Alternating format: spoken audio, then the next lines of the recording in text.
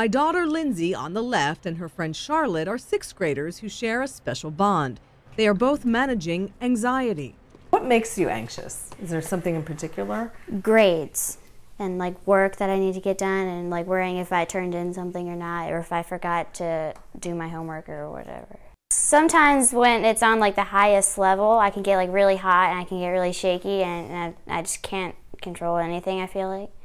I just like would always worry, and especially about school and like all the work I have to do. I get really nauseous. Charlotte and Lindsay are far from alone. Recent statistics show 1 in 4 adolescents has an anxiety disorder.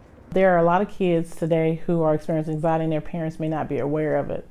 Dr. Kimberly Gordon is the director of Maine Residential Treatment Center at Sheppard Pratt. She says performance anxiety among children is more and more common as information about grades, for example, becomes more and more accessible. If you're getting information overload, oftentimes you may ponder about, what your future looks like. And this is the age where teenagers are reflecting on their future and really concerned about how they're going to do in comparison to their peers.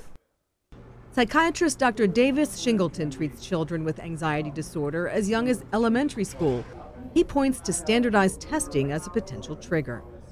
One of the ways that we've developed to try to measure the success of education in schools is to do testing and such. And I think there's been more emphasis on that, and at lower grades as well, so that kind of filters down and becomes part of the equation of learning that in a way kind of gets in the way. Dr. Shingleton says early intervention is vital. It can prevent future problems like substance abuse and depression. One thing Dr. Gordon recommends you can do for your kids, make sure they spend at least 2 hours a day unplugged. But remind our kids that there are times for mindfulness. There's times to be in the moment and times to just enjoy being with your family and your friends. Lindsay and Charlotte have learned coping strategies to manage their anxiety, and both are doing well. They have this message for other kids. If you really think that you do need help and you want it to stop, make sure that you do, or it'll just get worse. Probably some kids don't want to talk about it, and if they see other kids talking about it, then they'll want to do something. It can make all the difference in your child's happiness now and in the future. Mindy Becerra, WBIL TV 11 News.